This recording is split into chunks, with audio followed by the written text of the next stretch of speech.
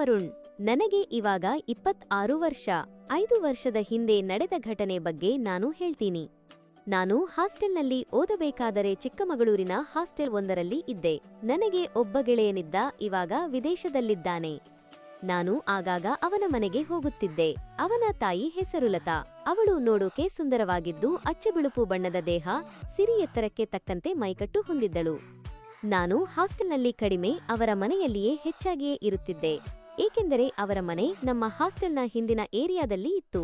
ಹೆಚ್ಚಾಗಿ ಅವರ ಮನೆಯಲ್ಲಿ ಇರುತ್ತಿದ್ದರಿಂದ ನಾನು ಅವಾಗ ಚಹಾ ಕೊಡುವಾಗ, ಆಂಟಿ ಕಸಗುಡಿಸುವಾಗ ಅವರ ಅಂದವನ್ನು ಕಣ್ತುಂಬಿಸಿಕೊಳ್ಳುತ್ತಿದ್ದೆ. ಇನ್ನು ಅಂಕಲ್ ಕಾಫಿ ಎಸ್ಟೇಟ್ನಲ್ಲಿ ಕೆಲಸದಲ್ಲಿ ಇರುತ್ತಿದ್ದರು. ಈ ನಡುವೆ ಎಕ್ಸಾಮ್ ಮುಗಿದ ಬಳಿಕ ನಾನು ಸುಮ್ಮನೆ ಊರಿಗೆ ಹೋದರೆ ಕಷ್ಟ ಅಂತ ಹೇಳಿ ಅಲ್ಲೇ ಫ್ರೆಂಡ್ ರೂಮಿನಲ್ಲಿ ಇದ್ದೆ. ಆದರೆ ನನ್ನ ಗೆಳೆಯ ಅವರ ಚಿಕ್ಕಮ್ಮನ ಮನೆಗೆ ಹೋಗಿದ್ದ. ಒಂದು ದಿನ ನಾನು ನನ್ನ ಟ್ರಿಪ್ ಹೋಗೋಕೆ ಪ್ಲಾನ್ ಮಾಡಿ ನನ್ನ ಗೆಳೆಯನ ಬೈಕ್ ಕೀ ಸಲುವಾಗಿ ಅವರ ಮನೆಗೆ ಹೋಗಿದ್ದೆ.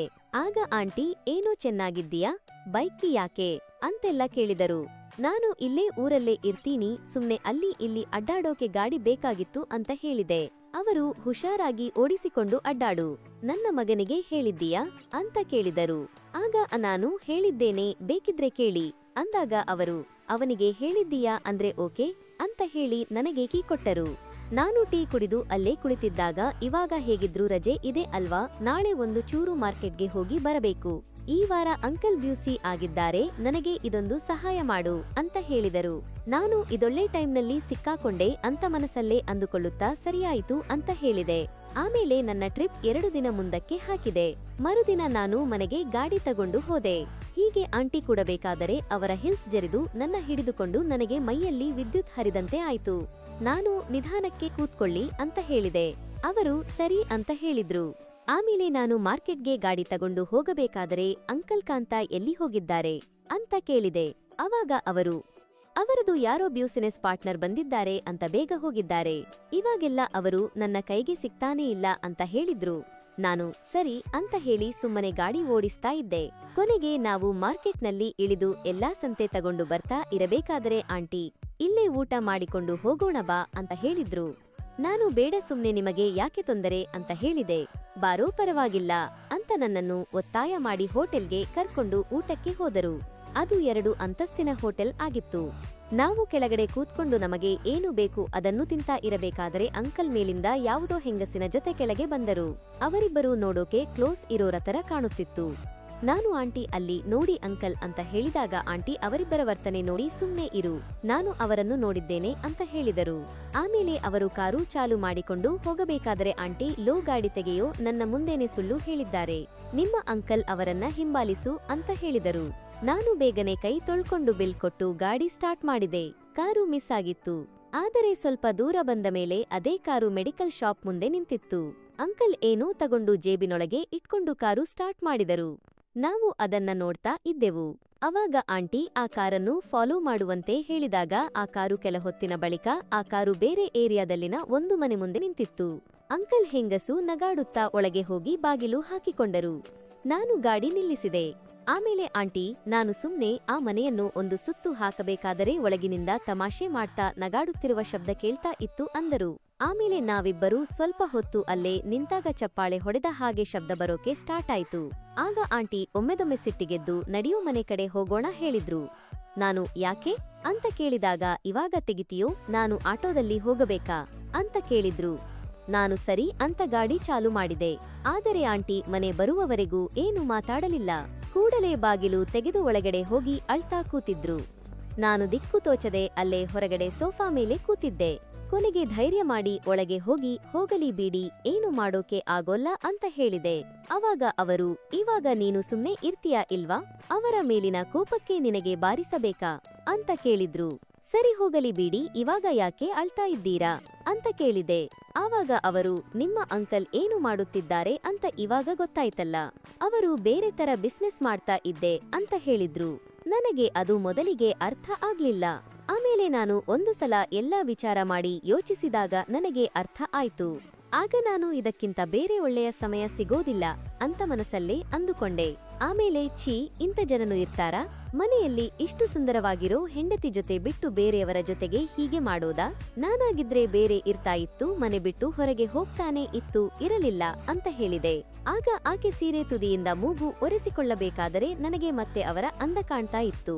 ಅವಾಗ ನಾನು ಅವನ್ನೇ ನೋಡ್ತಾ ಇದ್ದೆ. ಆಗ ಆಕೆ, ಏನು ನೋಡ್ತಾ ಇದ್ದೀಯಾ ನೀನು? ಇನ್ನು ಹೊರಡು, ನೀನು ನೋಡ್ತಾ ಇರೋದು ಸರಿ ಇಲ್ಲ, ನಾನು ನಿನಗಿಂತ ಜಾಸ್ತಿ ದೊಡ್ಡವಳು ಅಂತ ಹೇಳಿದರು. ನನಗೆ ಅದನ್ನ ಕೇಳಿ ಬೇಜಾರಾಯಿತು. ಕೊನೆಗೆ ಏನೋ ಮೊಂಡು ಧೈರ್ಯದಿಂದ, ನಾನೇನು ನೋಡಬೇಕು ಅಂತ ನೋಡಿದ್ದಲ್ಲ, ಎಷ್ಟೇ ಆಗಲಿ ನಾನು ಕೂಡ ಅಲ್ವಾ ಅಂತ ಹೇಳಿದೆ. ಅವಳು ತುಸು ನಗುತ್ತು ಸುಮ್ಮನಾದಳು.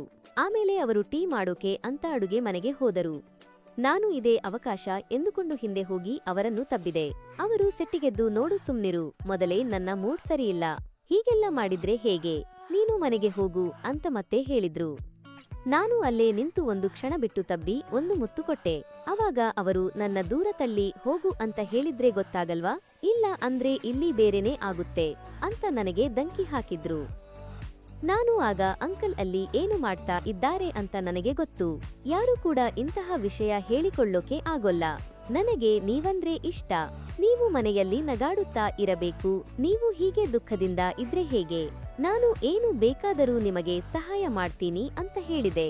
ಅವರು ನಾನು ಹೇಳಿದ್ದು ನೋಡಿ ಸ್ವಲ್ಪ ವಿಚಾರ ಮಾಡಿದಂತೆ ಮಾಡಿ ನನ್ನ ಮುಂದೆ ಬಂದು, ಆಯ್ತು ನೋಡಪ್ಪ. ಆಗ ಅವರು, ಅದೇನು ಮಾಡ್ತೀಯೋ ಮಾಡು, ಆದರೆ ಯಾರಿಗೂ ಹೇಳಬೇಡ ಅಂತ ಹೇಳಿದ್ರು. ನಾನು ಇನ್ನೇನು ಶುರು ಮಾಡಬೇಕು ಅಂತ ಅನ್ನುವಷ್ಟರಲ್ಲಿ ಕಾಲಿಂಗ್ ಬೆಲ್ ಶಬ್ದ ಆಯ್ತು. ನಾನು ಕೂಡಲೇ ಹೊರಗೆ ಹೋಗಿ ಹಾಲಲ್ಲಿ ಕುಳಿತೆ. ಆಂಟಿ ನನ್ನ ಹಿಂದೆ ಬಂದು ಬಾಗಿಲು ತೆಗೆದರು. ಬಾಗಿಲು ತೆಗೆದು ನೋಡಿದಾಗ ಹೊರಗಡೆ ಅಂಕಲ್ ಬಂದಿದ್ರು. ನನಗೆ ಫುಲ್ ಶಾಕ್ ಆಯ್ತು. ಆಗ ಅವರು, ಅರುಣ್ ನೀನೇನು ಇಲ್ಲಿ ಅಂತ ಕೇಳಿದ್ರು. ನಾನು ಉತ್ತರ ಹೇಳ್ಬೇಕು ಅನ್ನುವಾಗಲೇ ಆಂಟಿ, ಟಿವಿ ಕೇಬಲ್ ಸರಿಯಾಗಿ ಬರ್ತಾ ಇರ್ಲಿಲ್ಲ, ಅದಕ್ಕೆ ಫೋನ್ ಮಾಡಿದ್ದೆ. ಕೇಬಲ್ ಆ ಕಡೆ ತುದಿ ಈ ಕಡೆ ತುದಿ ಕಟ್ ಮಾಡಿ ಮತ್ತೆ ಜೋಡಿಸಿದ, ಹಾಗಾಗಿ ಸ್ವಲ್ಪ ಬಾಗಿಲು ಮುಚ್ಚಿದ್ದೆ ಅಂತ ಹೇಳಿದ್ರು. ಆಗ ಅಂಕಲ್ ಟಿವಿ ಶುರು ಮಾಡಿದಾಗ ಅದು ಚೆನ್ನಾಗಿ ಬರ್ತಾ ಇತ್ತು. ನಾನು ಮನಸ್ಸಲ್ಲೇ ನನ್ನ ನಸೀಬು ಚೆನ್ನಾಗಿ ಇದೆ ಅಂತ ಅಂದುಕೊಂಡೆ. ಅಷ್ಟೊತ್ತಿಗೆ ಆಂಟಿ ಇಬ್ಬರಿಗೂ ಟೀ ಕೊಟ್ರು. ಹೀಗೆ ಕೂತಿರಬೇಕಾದರೆ ಅವರು ನಾಳೆ ಸ್ವಲ್ಪ ಸೂಪರ್ ಮಾರ್ಕೆಟ್ ಕಡೆ ಹೋಗ್ಬೇಕು.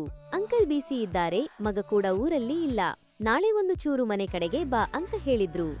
ನಾನು ಬೇರೆ ಕೆಲಸ ಇದೆ ಅಂತ ಹೇಳಿದಾಗ ಅಂಕಲ್, ಅದೇನು ಮಹಾನ್ ಕೆಲಸ ಮಾಡ್ತೀಯಾ, ಅದೇ ಊರು ಸುತ್ತೋದು ತಾನೇ, ಹಾಗೆ ಹೋಗುವಾಗ ಅವರನ್ನು ಕರ್ಕೊಂಡು ಹೋಗಿ ವಾಪಸ್ ಮನೆಗೆ ಕರ್ಕೊಂಡು ಬಂದು ಬಿಡು ಅಂತ ಹೇಳಿದ್ರು. ನಾನು ಸರಿ ಅಂತ ಹೇಳಿ ಅಲ್ಲಿಂದ ಹೋದೆ. ಆದರೆ ಆ ದಿನ ನಾನು ಎಂಥ ಅವಕಾಶ ಬಂದಿತ್ತು, ಆದರೆ ಕೊನೆಗೆ ಕ್ಷಣದಲ್ಲಿ ಮಿಸ್ ಆಯ್ತು. ನಾಳೆ ಒಂದ್ಸಲ ಹಾಗೆ ಟ್ರೈ ಮಾಡೋಣ ಅಂತ ವಿಚಾರ ಮಾಡ್ತಾ ಹಾಗೆ ಮಲಗಿದೆ. ಮರುದಿನ ಬೆಳಿಗ್ಗೆ 12ರ ಸುಮಾರಿಗೆ ಮನೆಗೆ ಹೋಗುವಾಗ ಮೆಡಿಕಲ್ ಶಾಪ್ಗೆ ಹೋಗಿ ಹೆಲ್ಮೆಟ್ ತಗೊಂಡು ಹೋದೆ. ಮನೆಗೆ ಹೋದಾಗ ಲತಾ ಬಂದು ಬಾಗಿಲು ತೆಗೆದು ಒಳಗಡೆ ಹೋದರು. ನಾನು ಅವರನ್ನು ಹಿಡಿದಿದ್ದೆ. ತಡೆಯೇ, ಯಾಕೋ ಗೊತ್ತಾಗಲ್ವಾ, ನಿನಗೆ ಯಾವಾಗ ಏನು ಮಾಡಬೇಕು ಅಂತ ಹೇಳಿದ್ರು. ನನಗೆ ಸಡನ್ ಆಗಿ ಶಾಕ್ ಆಯ್ತು. ಆಗ ಅವರು ಒಳಗಡೆ ಹೋಗಿ ರೆಡಿಯಾಗಿ ಬಂದು, ನಡಿ ಮಾರ್ಕೆಟ್ಗೆ ಹೋಗೋಣ, ಸ್ವಲ್ಪ ಕೆಲಸ ಇದೆ ಅಂತ ಹೇಳಿದ್ರು.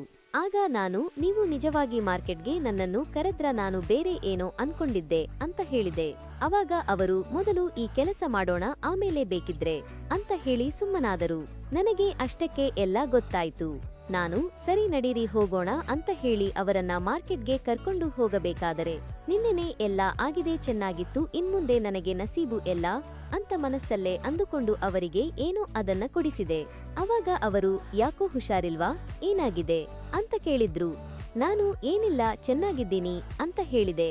ಆಮೇಲೆ ಅವರನ್ನ ಮನೆಗೆ ಕರ್ಕೊಂಡು ಬಂದುಬಿಟ್ಟು ನಾನು ಹೋಗ್ತೀನಿ ಅಂತ ಹೇಳಿದೆ.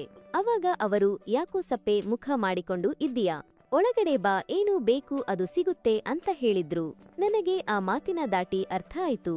ನಾನು ಒಳಗಡೆ ಹೋದವನೇ ಚೀಲ ಇಟ್ಟು ಬಾಗಿಲು ಲಾಕ್ ಮಾಡಿದೆ.